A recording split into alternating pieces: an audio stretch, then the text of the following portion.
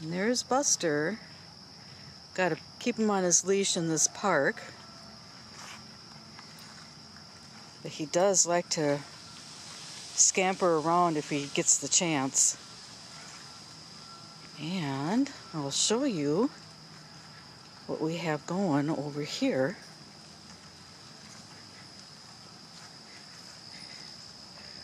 Ta-da! We have flammage. We're going to cook our breakfast. So stay tuned. There was a brief downpour right before we left, so things are a little damp around here, but we're going to cook our breakfast, and right now I'm gonna get the coffee going. Gotta have coffee.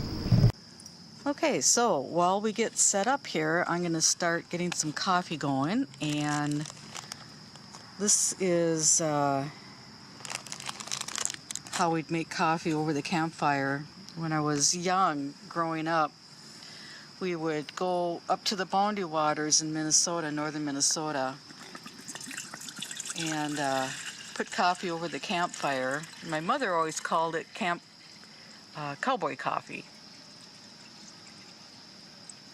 So just fill up the pot full of water, pretty much up to the spigot, and that's pretty much what I've got left. Since they don't have a water spigot here, we had to bring water from home. And I'm going to scoop the coffee and just let it, some pretty good heaping teaspoons, just let it just sit on top of the cold water.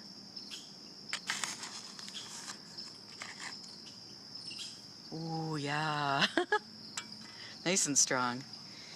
And then I'm just going to go put this on top of the fire. And we should have coffee in a few minutes, and I'll be back.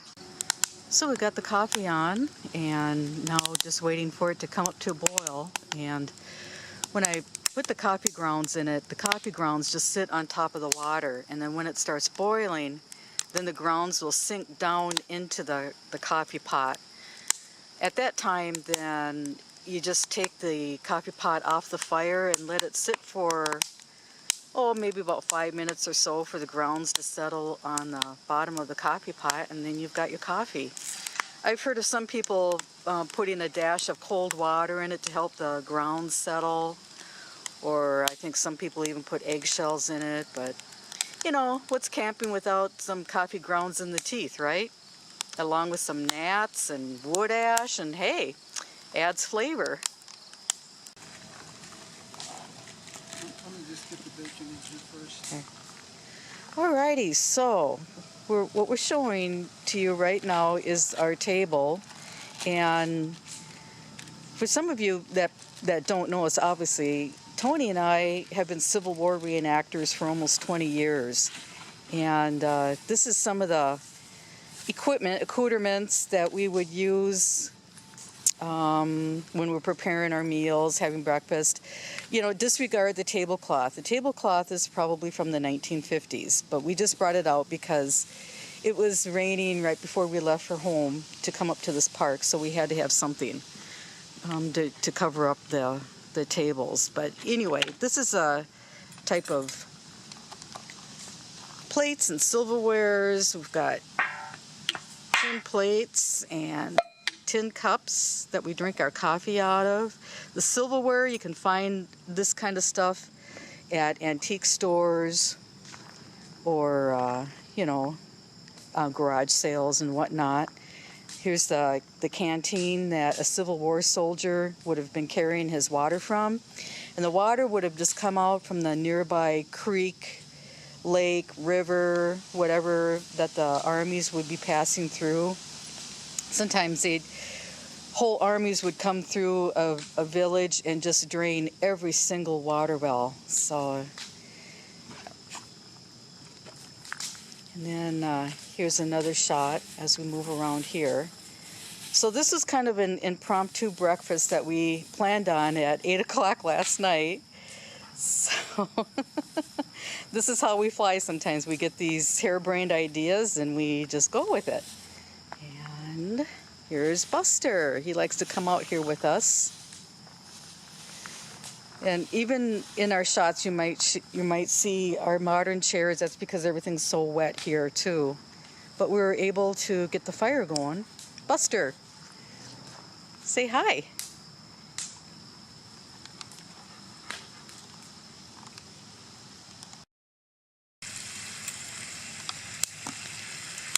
Ooh, and we have bacon. Yay! Can you hear the angels singing? Love bacon! Okay, coffee has boiled and now it's just gonna sit for a few minutes and we'll have our morning coffee while Tony keeps on stoking the flames. Yes.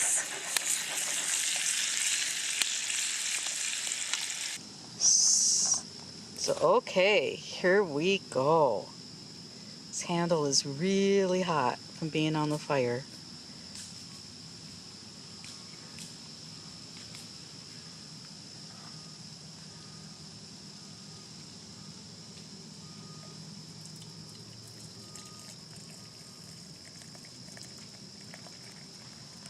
And we have coffee. Now, one thing we have to do is let our cups cool down a tad. Otherwise, with these tin cups and the hot coffee, you end up burning your lips right away. But it's all good.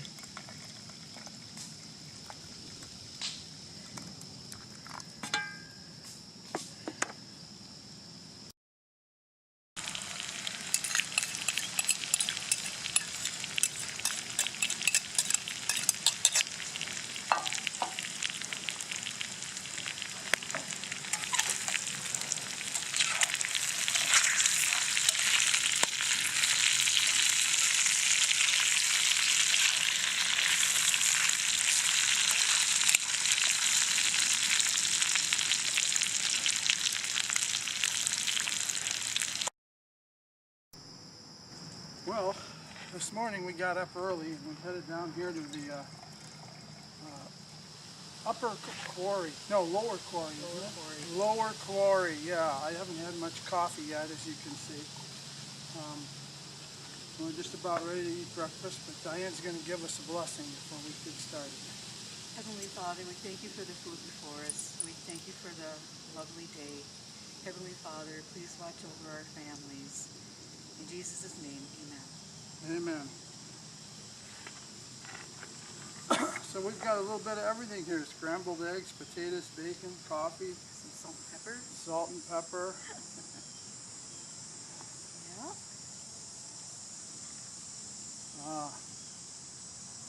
Some melon. That's refreshing because it's already in the 80s. Yeah. So, enjoy your day. Yeah, we'll enjoy ours. We're going to do a little bit of hiking after breakfast. Buster's all ready to go. Come over here. Okay. He's more concerned about Bye-bye. what we're eating. Anyway, we'll catch you later. Bye. Oh, you're still here. I'm glad you stuck around. We're gonna go for a walk here a little bit, and you can do the dishes while we're gone. Hey. Thought you're gonna get out of this scot-free, eh? Yeah. Hey, I do have to apologize. I know there's some graffiti on the wall here on this stone bluff. And it just seems that, you know, I got to do a rant here. It just seems that no matter where I go, there's some kind of graffiti, some kind of nastiness. I can't understand why people have to deface what, you know, the beautiful things that God made for us to see. You know, I'm the type of person that leaves a place looking better than it was when I got there. Absolutely. And I just don't understand this concept of going around and ruining everything. You know, there's a lot of things that I would have liked to seen in my lifetime that were destroyed before I could get, you know, before I could go down that same path. So we always have to remember that whatever we do today in a park, 20 or 30 years from now, someone else might be tracing our exact footsteps, trying to see what we saw. So we really have to be mindful of that. Yep. Yep. Rant over. Well said. Anyway, we're going to get ready to go for a walk. Yep. We're going to clean up because you didn't do it for us. Yeah. Well, we never really expected you to. No. So we're going to clean up this mess and then we'll see you on the walk.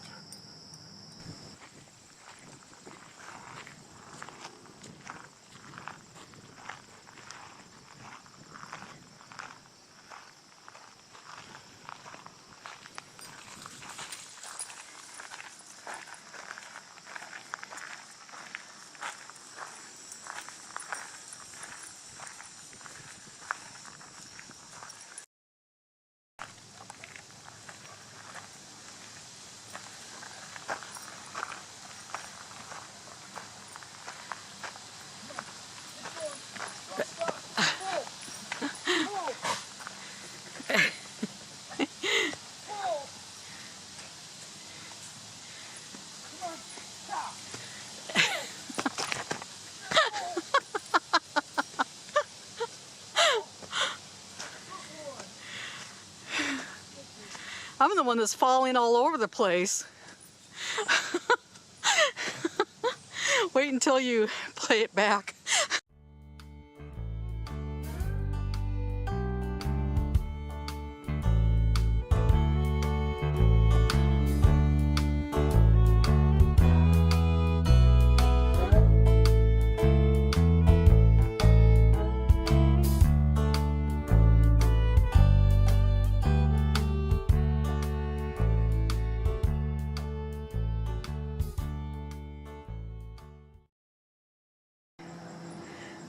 Well, naturally, we called it the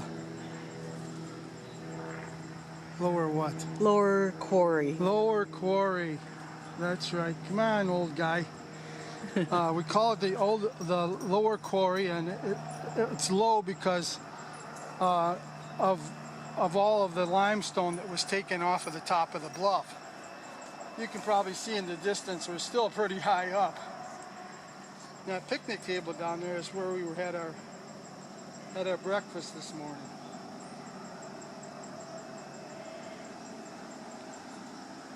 Anyway, we're going to see what's up on this trail.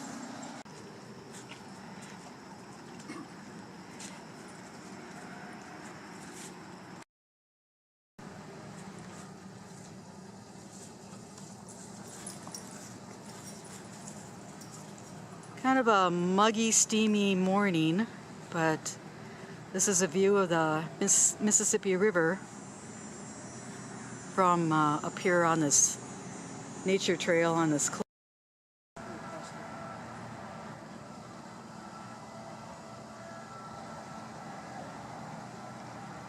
And that's Colville Park down there. And you might be able to hear the traffic of Highway 61 that originates from the North Shore all the way south. Careful, don't pull me down with you.